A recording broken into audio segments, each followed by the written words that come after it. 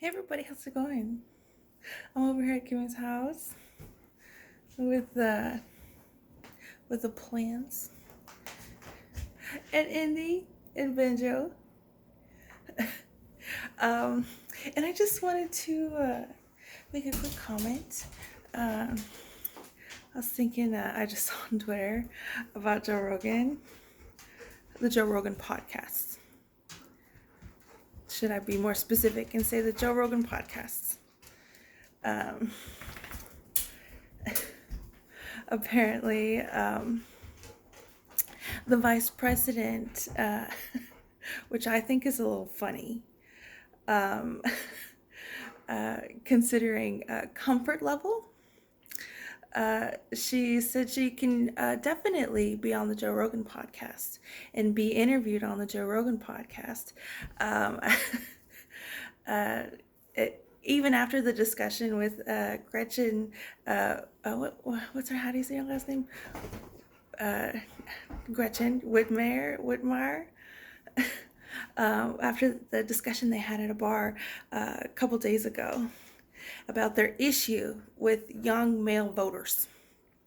So I thought it was particularly kind of comical that the Vice President Harris has mentioned she's able to be interviewed on the Joe Rogan podcast as long as it's only an hour, and which is actually kind of a long time, but still, I guess it deviates from the Joe Rogan podcast norm, and that he has to travel to her. So I thought that was a little funny. I mean, you can think what you want about it, but I thought it was a little funny. And as far as uh, there being like the Joe Rogan podcast, he's got to interview both. He's some sort of like neutral territory or something, which I think is also laughable. Um, you want to get two sides of the story, and obviously presidential candidates, right? That's where the status for Joe Rogan podcast is at. Um, anyway, I think the View is there too, right? Interviewing both candidates, or maybe not both of them. They just interviewed the vice president, right? Which got the most views, right? It was their most viewed episode. Anyway, um, so I just thought that was funny. And I also think it's funny assuming that the Joe Rogan podcast is some sort of neutral ground there. Um, when did they get that? When did they get that reputation? I'm wondering. I mean, y'all tell me. So you're gonna interview the two presidents because the Joe Rogan podcast is connecting with their audience.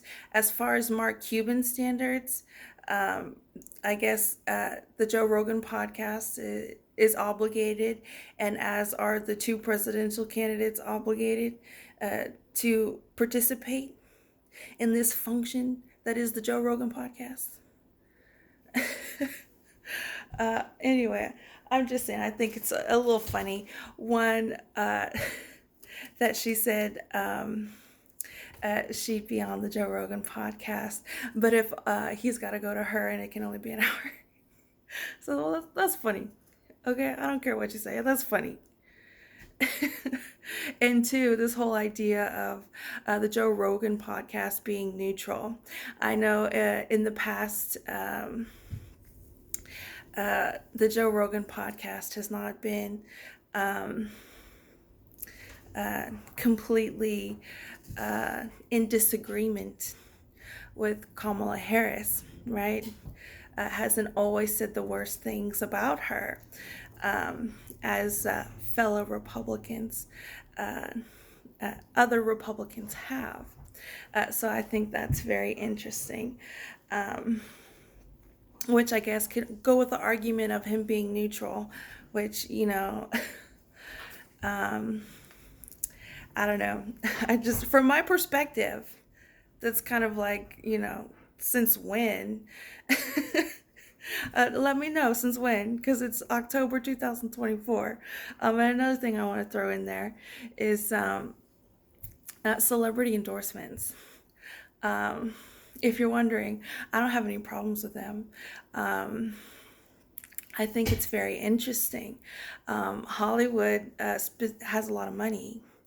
I think it's interesting how, especially considering like the Barbie movie, I think there was a lot of, in the past 4 years, I don't know if it's happened more than with the Barbie movie, but I know it happened with the Barbie movie about being able to promote the movie. And there was issues there. So I think it's really interesting, these celebrity endorsements, and as far as a lot of money in Hollywood, and as far as um, having a lot of viewers, and this whole neutrality kind of issue. Um, so I think it's interesting as far as celebrity endorsements go. I especially think it's interesting because everybody else has done their endorsements, right? So if a celebrity does an endorsement, you know, if Jane Fonda's been doing endorsements for a really long time now, so I really don't mind celebrity endorsements, and I think it's very interesting to see um, how that all unfolds. I think oh my gosh, I've been showing y'all Kimmy's recycled this whole time. I think it's really interesting uh,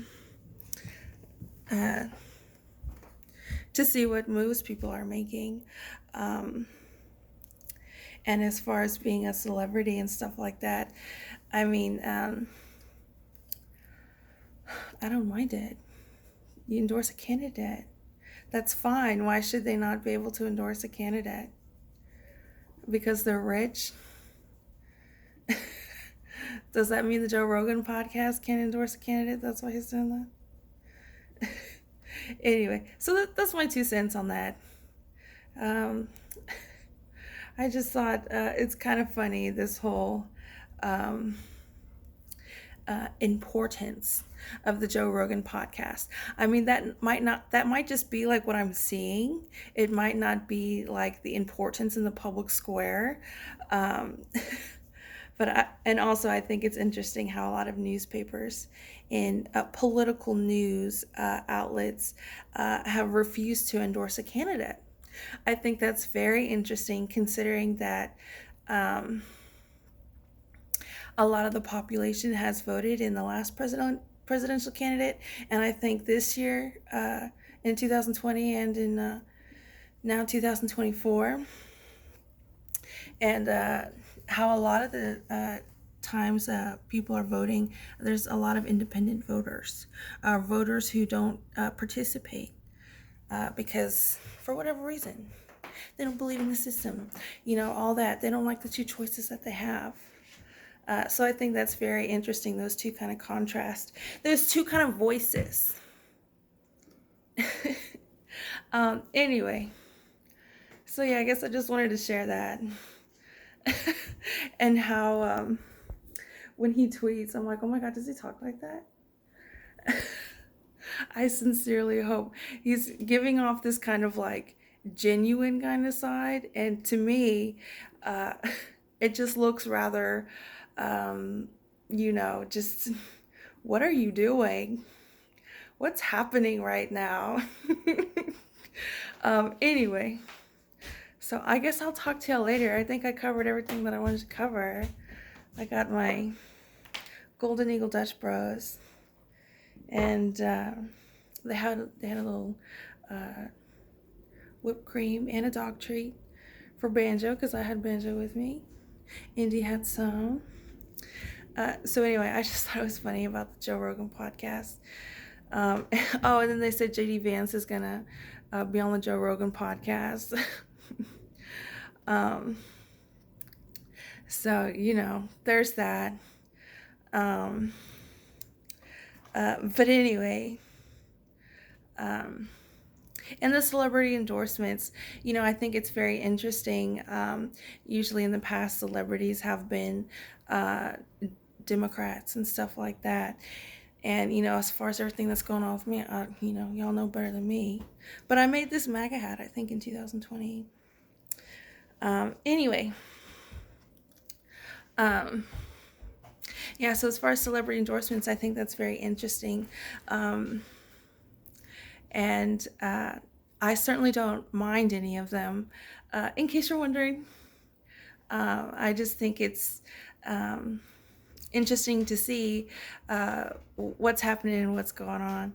Because as far as like the news that I see, I'm gonna see about celebrity endorsements and stuff. So anyway, I'll talk to y'all later, I guess. I got my where's my bag? Oh, I got my bag over here. I'm researching some law stuff. So I'll be doing that today. I usually come over to Kimmy's to clean. And I said, me and Indy already discussed it. And we said that it's just going to be a pamper day today. So I'm going to do my nails, all that. She always got all the nice skincare products. So anyway, happy Tuesday. I voted yesterday, and I guess y'all can guess who I voted for, but of course I voted for my husband, obviously. There was a lot of judges on the ballot. I voted for Chip Roy. I ended up voting, and if you're wondering, I ended up voting for Ted Cruz over Colin Allred. As far as political pressure, I think there's not much political pressure you can put on Colin Allred. What I mean by political pressure, I mean, I guess, power to the people, the people's power. If as a representative in Congress, like a senator in Congress, there might be more sway with political pressure with Ted Cruz in office than with Colin Allred, especially considering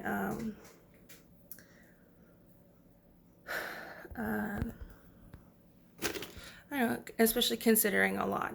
I think they basically had the same views except for abortion, which has been an issue, and people are very vocal about it. But if you wanted to know, I voted for Ted Cruz. I voted for Representative Chip Roy. Proud to do so on that one. For the judges, I left a lot blank, and we had some city amendments.